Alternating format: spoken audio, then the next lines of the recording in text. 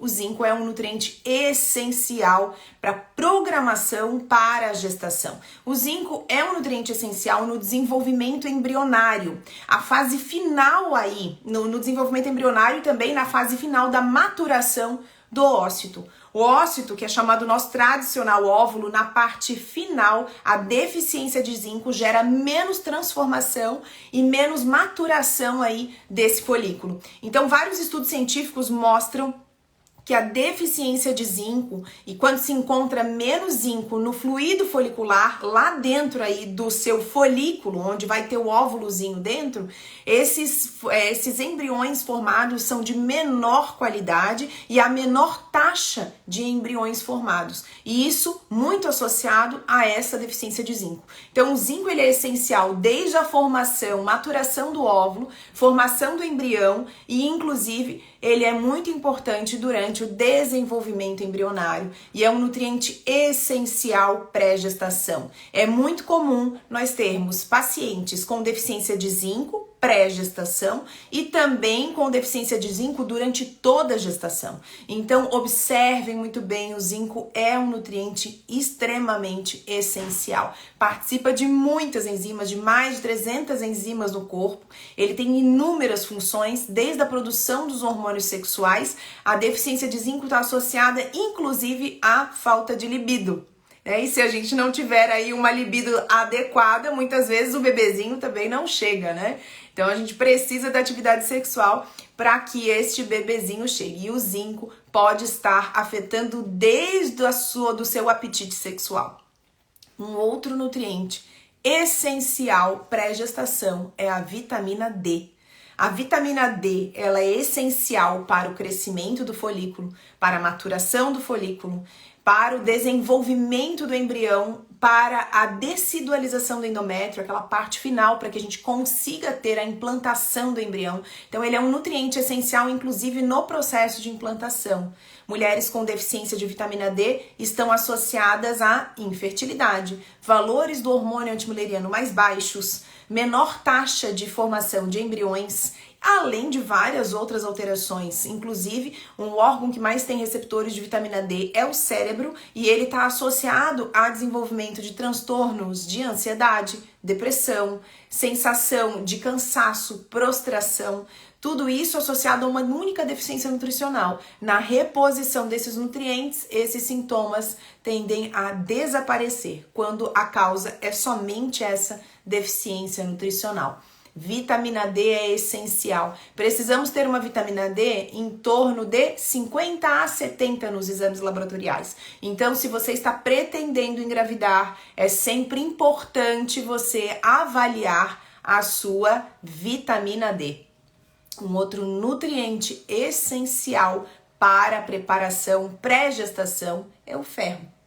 O ferro é um nutriente essencialíssimo. A deficiência de ferro está associada a alterações na produção dos hormônios tireoidianos, está associada a um processo de anemia, diminuição da produção de folículos, diminuição de taxa de implantação, diminuição de chance de uma gravidez real, risco de anemias durante a gestação, e aí você vai ter aí vários problemas durante a gestação, inclusive deficiência de ferro durante a gestação gera bebês com um QI mais baixo. Daiane esteve lá no Combran, que delícia, Daiane, fico muito feliz que você tenha gostado aí da palestra, muito feliz mesmo. A gente precisa de uma reserva de ferro suficiente. Eu brinco que os bebezinhos ali entre o segundo e terceiro trimestre são vampirinhos. Eles consomem muito o ferro ali que a mãe tem, né, de reserva, e essa deficiência de ferro pré-gestação, está associada a menos taxa de gestação, menor taxa de nascidos vivos, menor peso do bebê ao nascer, além de uma diminuição do QI deste bebê. Então, reserva de ferro é importante. Sempre pensem em avaliar a ferritina desta mulher, que precisa estar acima de 80. Você precisa ter um hematócrito ideal, em torno de 40, mas pelo menos acima de 38 já é um hematócrito ok aí, principalmente para aquelas que vão para transferência embrionária, né, numa fertilização in vitro. A reserva de ferro precisa estar adequada, porque durante a gestação o requerimento desse ferro é muito alto. E aí repor esse ferro durante a gestação requer doses muito mais altas e muitas vezes haverá necessidade de utilização de um ferro endovenoso, o que não é tão interessante, visto que uma concentração muito alta de ferro aumenta o estresse oxidativo, mas o custo-benefício ainda se tem benefício. Muitas vezes a paciente está com anemia e com uma reserva de ferro muito baixa, abaixo de 19, e aí o risco-benefício vai ser, né, sempre a favor da reposição do ferro endovenoso. Então, idealmente, façam essa reserva antes dessa mulher, né, ir para o início da concepção. Ferro é essencial e preparatório aí para a gestação. Precisa estar de reserva. Eu falei então de 3 nutrientes extremamente essenciais. Vamos começar aí pelas perguntinhas de vocês. Gente, a Dani tá perguntando se tomar café coado depois de tomar o ofolato reduz a absorção. O ofolato é uma forma, é uma marca da farmácia, né, da indústria farmacêutica, de metilfolato, a forma ativa do ácido fólico. O ácido fólico é outro nutriente essencialíssimo pré-gestação, que precisa ser utilizado no mínimo 3 meses antes. Quando não se tem uma metabolização adequada do ácido fólico, né, na sua forma ativa, nós precisaremos repor diretamente o metilfolato. Então são aquelas pessoas que têm o polimorfismo da 5,10, o polimorfismo da metiltetraidrofolato redutase, e elas não produzem o 5,10 metileno tetraidrofolato, né, que é a sua forma ativa. E aí precisarão então repor na forma de metilfolato. Mas quem não tem esse polimorfismo pode utilizar o ácido fólico na sua forma, né, de poliglutamato, ácido fólico comum. A dose necessária em ambientes menos contaminados, 400 microgramas é o suficiente. Estudos científicos mais recentes apontam que doses maiores são necessárias quando a gente tem um ambiente um pouco mais contaminado, né? Um ambiente onde se tem uma contaminação do ar, por exemplo. Vamos supor, pacientes de São Paulo, talvez uma dose de 800 microgramas seja mais interessante. Algumas coisas diminuem sim a absorção do ofolato e também de outras vitaminas e minerais. O café, em geral, ele diminui a absorção de praticamente todas as vitaminas e minerais, porque ele pode aumentar inclusive o trânsito colônico. E o aumento do trânsito colônico gera então um impacto na diminuição da absorção desses micronutrientes. O próprio café por si só pode diminuir a absorção desses nutrientes. O excesso de fibras também pode diminuir a absorção de muitas vitaminas e minerais. Então, respondendo a sua pergunta, sim, café coado pode reduzir a absorção. Ideal é que seja tomado longe do consumo do café ou longe também do consumo de muitas fibras, né? Associado a fibras. A cúrcuma diminui muito a absorção de vários micronutrientes, como o ferro, o zinco, o cobre. Então, cuidado para não utilizar concomitante, tá?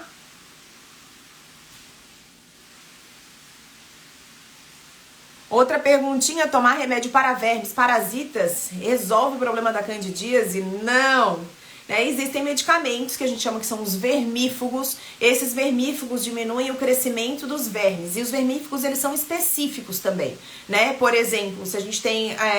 alguns até conseguem diminuir o crescimento de vermes que são da classe de nematóides e também, ao mesmo tempo, de alguns protozoários. Os protozoários são aqueles... O nematóides a gente vê o vermezinho, né? Os protozoários a gente não vê, eles são microscópicos. E muitas vezes até são diferentes classes de medicamentos para tratar diferentes tipos de parasitose. Então não adianta sair tomando remédio de vermes para tratamento da parasitose sem saber exatamente qual é o parasita que está habitando aí o seu intestino. Mas no caso da cândida, a cândida é um fungo.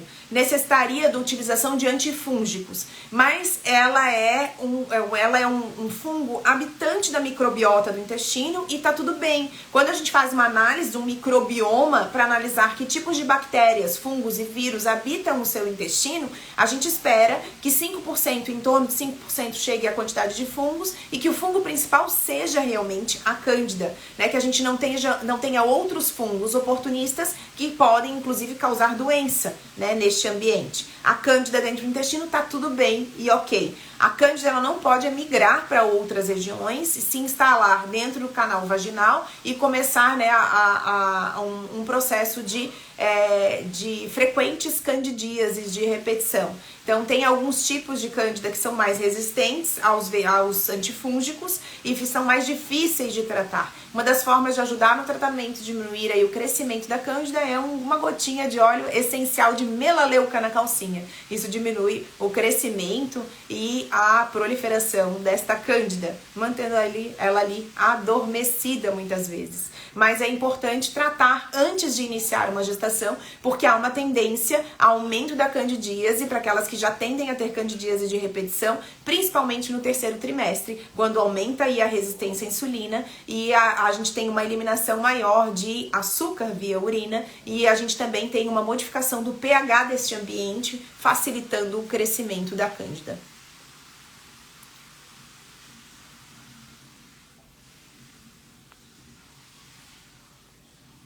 Nutriente essencial aí pré-gestação, o zinco, como eu falei para vocês, de toda a importância do zinco, né? A Gardênia tá perguntando agora qual a dose recomendada do zinco. Isso é uma pergunta muito interessante. A gente precisa saber exatamente qual é a sua reserva de zinco. Quanto você tem de zinco de reserva? Ideal que se faça zinco sérico ou melhor ainda, zinco eritrocitário. Se o seu zinco está dentro da normalidade ou acima da normalidade, é porque você já tem um aporte adequado de zinco via alimentação e a sua absorção está maravilhosa. Agora, quando temos, por exemplo, uma deficiência de zinco, as concentrações de reposição de zinco vão variar de acordo com a sua deficiência, que variando de 10 mg de zinco até 50 mg de zinco no máximo. Acima disso, nós podemos ter, inclusive, uma diminuição da atividade do sistema imunológico pelo excesso do zinco. E cuidado que zinco elimina cobre, cobre elimina zinco, zinco elimina ferro, ferro elimina zinco. Então, a gente tem uma dança ideal aí desses minerais que não podem trazer um dos minerais em excesso. O zinco, quando nós temos uma dificuldade de absorção deste zinco, nós podemos associar esse zinco a uma enzima chamada fitase. A fitase melhora a absorção do zinco. Então, se eu tiver problemas na absorção do zinco, né, algum problema intestinal que gere diminuição aí da absorção deste zinco, eu posso utilizar, então, o zinco na forma de zinco quelado, né, zinco bisglicinato associado à fitase, ok?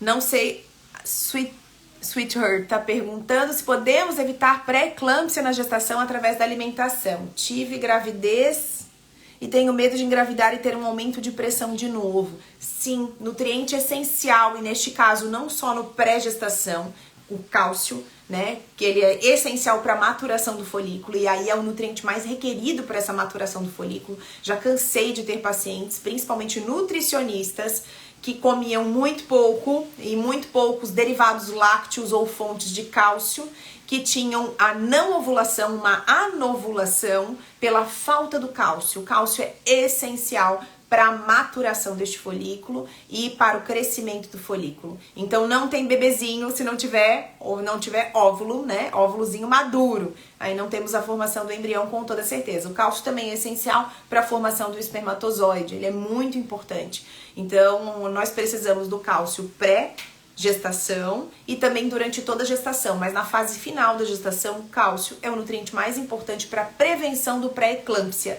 E a gente precisa que esse cálcio esteja em quantidades adequadas. É possível sim prevenir o pré-eclâmpsia e eclâmpsia. Suplementação de cálcio, suplementação de magnésio, suplementação de selênio são nutrientes importantes na prevenção do pré-eclâmpsia. Além disso, o uso da arginina também é muito interessante na prevenção do pré-eclâmpsia. Manter um peso adequado, né, ter uma gestação saudável, diminuir o estresse e não fazer uma engorda muito grande, prevenir o aparecimento também do diabetes gestacional, que são fatores de risco para o aparecimento também do pré-eclâmpsia.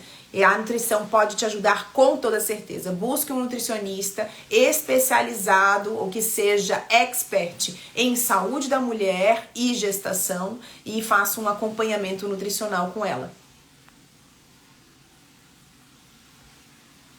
Nutriente essencialíssimo aí, tanto no pré-gestação quanto na gestação, ômega 3. Ômega 3 é essencial, sim, durante toda a gestação. Inclusive, ômega 3 ajuda na diminuição da atividade da PGF2. A prostaglandina F2 está associada à diminuição da produção de progesterona. Né? Ela tem ação luteolítica, ela diminui o corpo lúteo e vai degradando esse corpo lúteo. O ômega 3 ajuda na prevenção e na diminuição da atividade dessa prostaglandina. Então eu mantenho no níveis mais adequados de progesterona. Progesterona é essencial para o desenvolvimento do embrião nessa fase inicial. E nós precisamos também de ômega 3 para a formação dos gametas. Formação tanto do óvulo quanto do espermatozoide. É essencial que você faça uso do ômega 3 ou consuma ele através da alimentação. Nós precisamos aí de uma concentração em torno de 1 grama de ômega 3 para a maioria da população. Vai variar de acordo com a sua genética. Se você tiver uma alteração genética, um polimorfismo do FADS1 ou do FADS2, são polimorfismos eles estão associados à produção de proteínas, né, e de enzimas, como a delta 5 desaturase e a delta 6 desaturase. Então eles são polimorfismos sobre genes que produzem essas enzimas. Então se eu tiver uma menor produção de delta 5 desaturase ou delta 6 desaturase, eu vou ter menor produção do EPA, que é o ácido eicosapentanoico, um tipo de ômega 3, e do DHA, que é o ácido docosahexanoico. A gente tem a transformação do EPA em DHA, né? Isso acontece naturalmente. Então sempre busque um ômega que tenha uma maior concentração de EPA e uma menor concentração de DHA, porque nós temos esse caminho bioquímico acontecendo e a transformação do EPA em DHA acontecendo dentro do seu próprio corpo, tá? Então é necessário sim a reposição de ômega 3 e ele é um nutriente essencial antes da gestação. E a Ana tá perguntando sobre o cálcio. Cálcio urinário de 24 horas, precisa realmente fazer dieta isenta de cálcio antes da coleta? Me responde uma coisa. Se eu quero avaliar o cálcio da minha paciente e essa paciente, ela vai fazer uma dieta diferente do que é o habitual dela, no meu resultado da urina, eu vou ter um resultado real do que acontece no dia a dia dela, ou eu vou ter um resultado discrepante porque ela fez uma dieta diferente do seu habitual? Vou ter um resultado discrepante, certo? Então não faz sentido retirar os derivados lácteos antes de fazer o cálcio urinário, se a minha ideia é calcular o quanto de cálcio essa mulher tem em média na sua dieta, certo? Então eu preciso que ela mantenha a sua dieta habitual para que eu saiba se existe cálcio em quantidade suficiente nessa dieta ou não, ok? Então realmente eu preciso manter uma dieta habitual e essa paciente vai para dieta. Muitas vezes a paciente inclusive está usando o suplemento de cálcio. Eu só quero saber se aquela dose que eu dei extra está sendo suficiente para eu atingir a quantidade que eu preciso dentro da dieta. Então eu meço cálcio sérico, precisa estar dentro dos valores de normalidade, preferencialmente em torno de 9,5. Eu meço o PTH, que não pode estar acima de 50, e eu avalio o cálcio urinário de 24 horas, que precisa estar em torno de 150, pelo menos, entre 150 e 300, ok?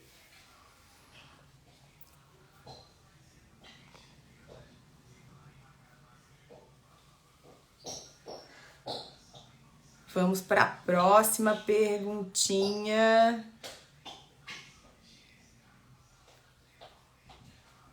Tem gente perguntando se a live vai ficar salva. A live vai ficar salva sim, tá? A gente vai deixar essa live salva pra vocês. Depois essa live vai lá pro YouTube. Coenzima Q10. Coenzima Q10 INAC. O que acha? Qual a dosagem recomendada? Coenzima Q10 é essencial. Pré-gestação.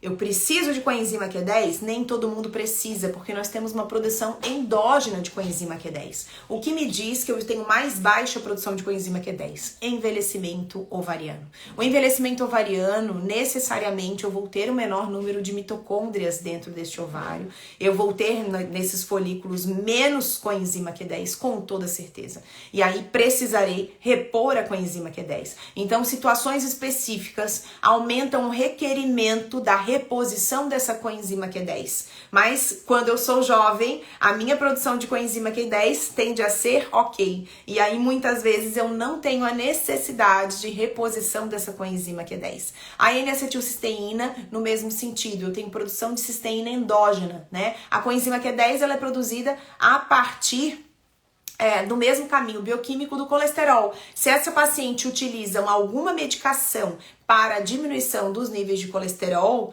como as estatinas, né, rosuvastatina, atorvastatina, simvastatina, eu vou ter uma diminuição da produção dessa coenzima Q10 e necessitarei de reposição da coenzima Q10, ok? A N-acetilcisteína no mesmo sentido, nós produzimos cisteína no nosso corpo. Um dos caminhos bioquímicos de maior produção da cisteína é a metabolização da própria homocisteína. A homocisteína, ela é metabolizada, ela é transformada em cisteína. Então, nós temos um caminho bioquímico de produção que acontece todos os dias, né, em alta concentração. O que consome essa cisteína do nosso corpo? Quando temos uma infecção, por exemplo, né, estados infecciosos acabam consumindo essa cisteína, porque a cisteína é um aminoácido essencial para a produção de glutationa, um importantíssimo antioxidante do corpo. Então, estados inflamatórios, estados infecciosos acabam tendo um aumento do consumo dessa cisteína do nosso corpo. E neste caso, precisaremos de reposição. Temos uma menor produção também de glutationa, pacientes autistas têm menor produção de glutationa e precisam também desta reposição de N-acetilcisteína.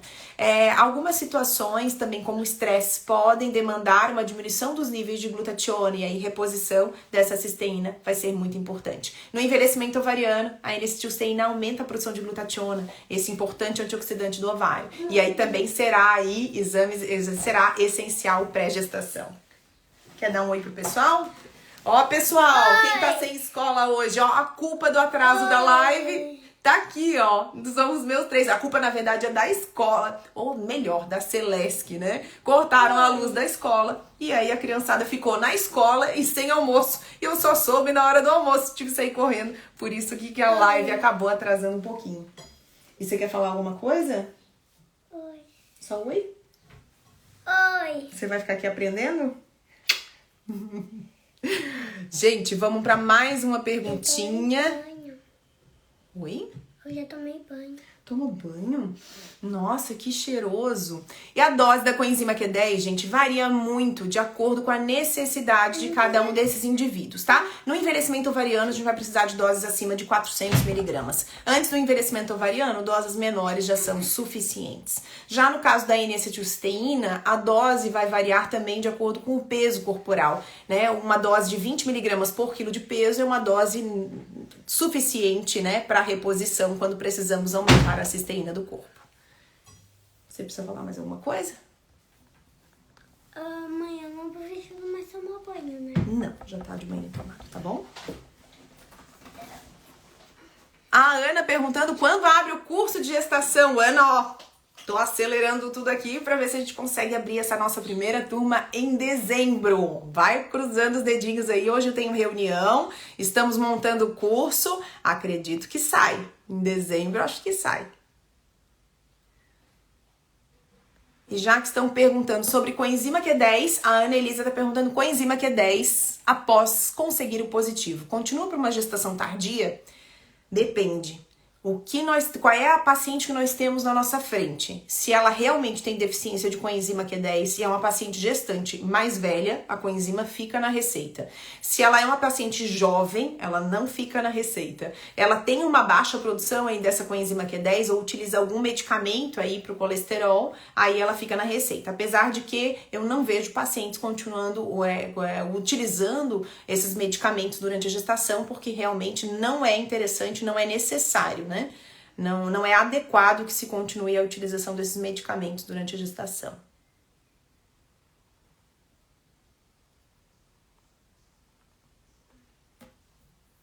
E a Maísa perguntando sobre folato eritrocitário acima de 600.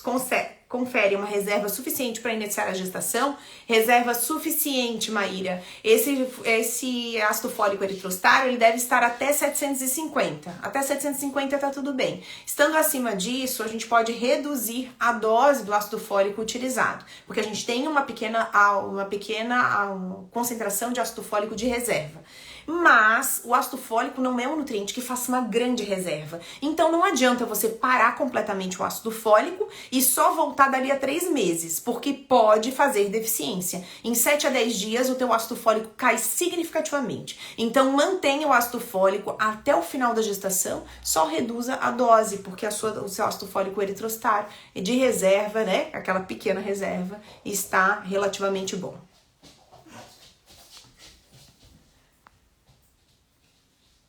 Gente, vamos para mais uma perguntinha. Nossa, vocês mandaram tanta pergunta.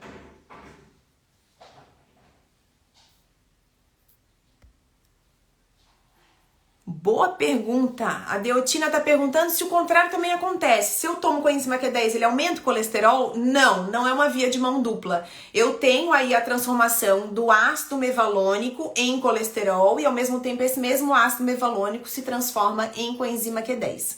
O medicamento que inibe a produção do colesterol é um medicamento que age sobre a enzima que transforma, né, a hidroximetilglutaril coenzima A redutase. Essa enzima ela é bloqueada parcialmente e aí eu não tenho a transformação do ácido mevalônico em colesterol, ao mesmo tempo que eu não tenho para coenzima Q10. Mas quando eu dou coenzima Q10, essa coenzima não reverte, não volta a ácido mevalônico, tá? Então não tem como aumentar o colesterol a partir do coenzima Q10.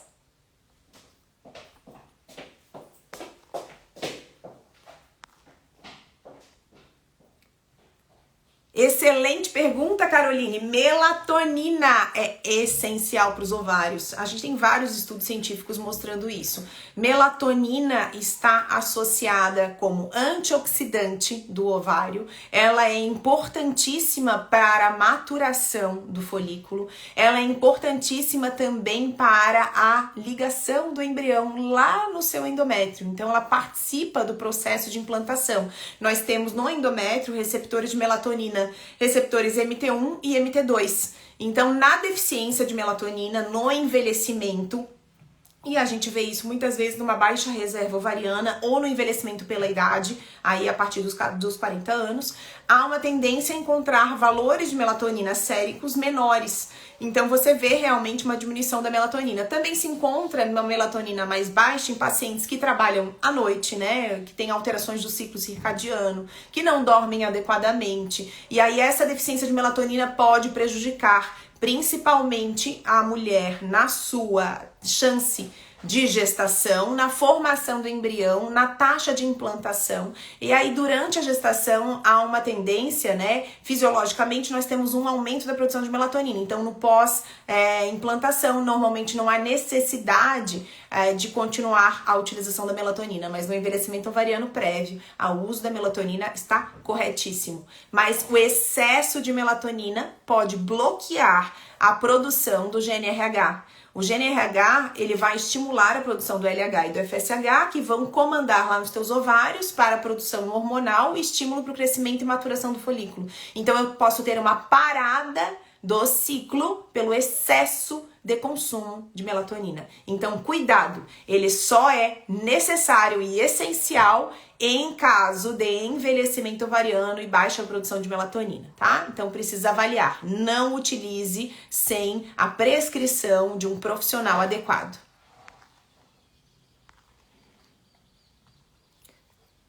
Gente, como passou rápido! Uma excelente pergunta do nutriente essencial para a gestação, ômega 3. Como utilizar e qual o horário? O ômega 3, primeiro vamos falar da escolha desse ômega 3. É importante você escolher um ômega 3 de qualidade. E como é que eu vejo se esse ômega 3 ele é um ômega 3 de qualidade? Eu vou sempre buscar no selo desse ômega 3 se ele tem o selinho do IFOS, né?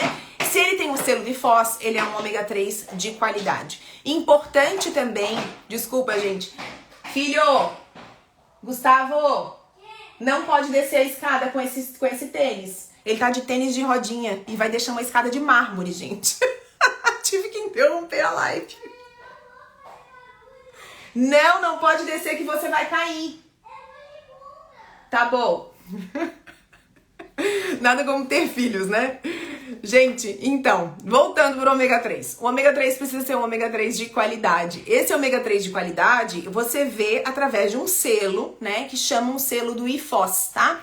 Esse selo do IFOS precisa estar na embalagem desse ômega 3. E esse ômega 3, ele precisa ter preferencialmente uma maior concentração de EPA e DHA por cápsula, né? Acima, preferencialmente, de 350 miligramas de EPA e DHA por cápsula. Isso é mínimo, tá? Ideal que ele chegue mais em torno de 800 miligramas de EPA e DHA. O que é o ômega 3? Não é porque tem 1 grama na cápsula de óleo de peixe que vai ter 1 grama de ômega 3. Você tem que olhar o rótulo, olha lá no rótulo e ver o quanto tem de EPA e o quanto tem de DHA, ok?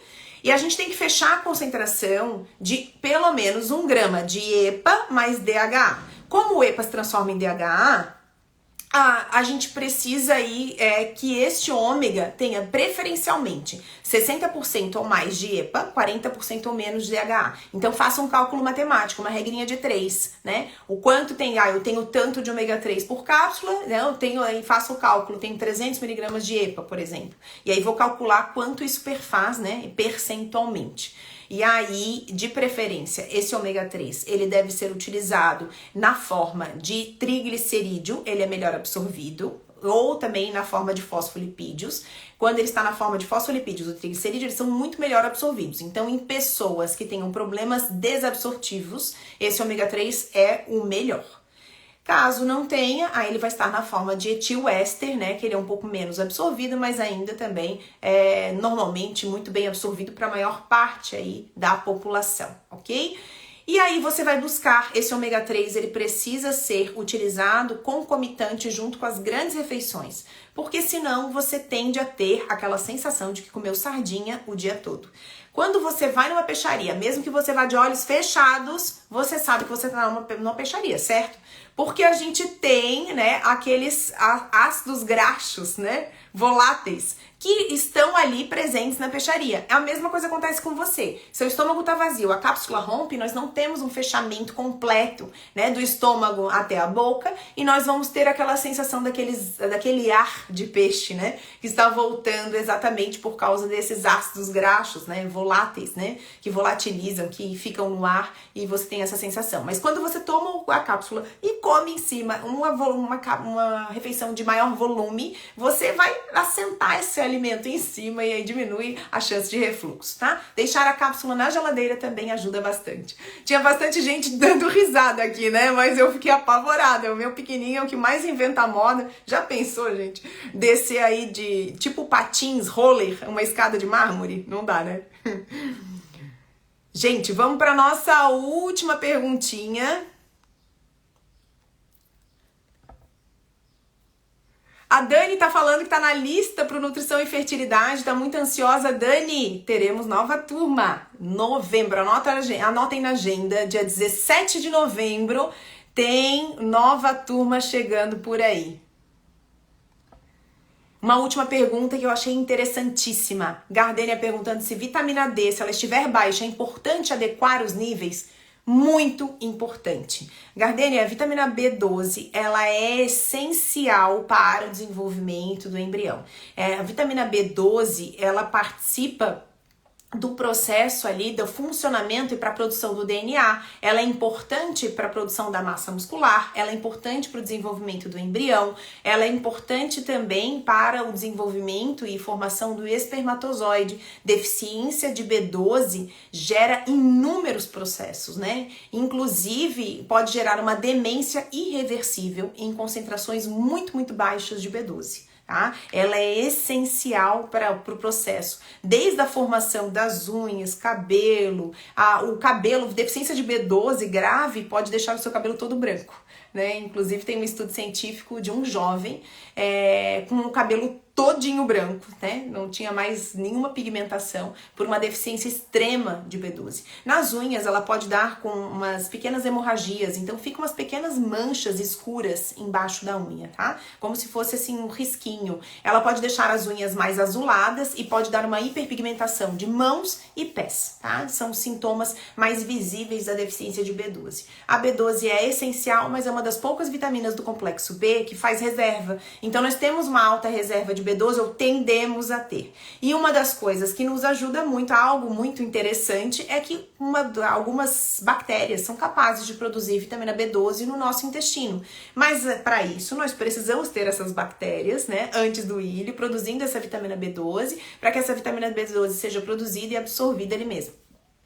Muitas vezes temos processos de desbiose muito graves e que geram uma diminuição aí dessa vitamina B12 produzida pelas bactérias.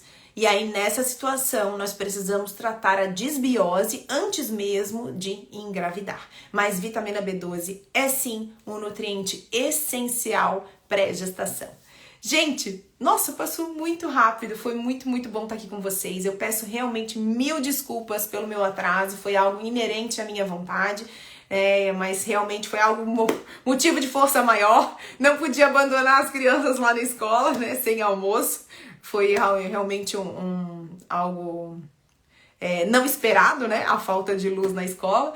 Mas eu espero que tenha ajudado muitos de vocês. Vou abrir caixinha de perguntas hoje, para quem não foi respondido, porque hoje teve muita pergunta, para quem não foi respondido também tem a chance de ser respondido posteriormente. Então fiquem ligados aí na caixinha de perguntas e respostas, que logo eu abro aí para vocês. Um super beijo para todos e até quinta-feira que vem.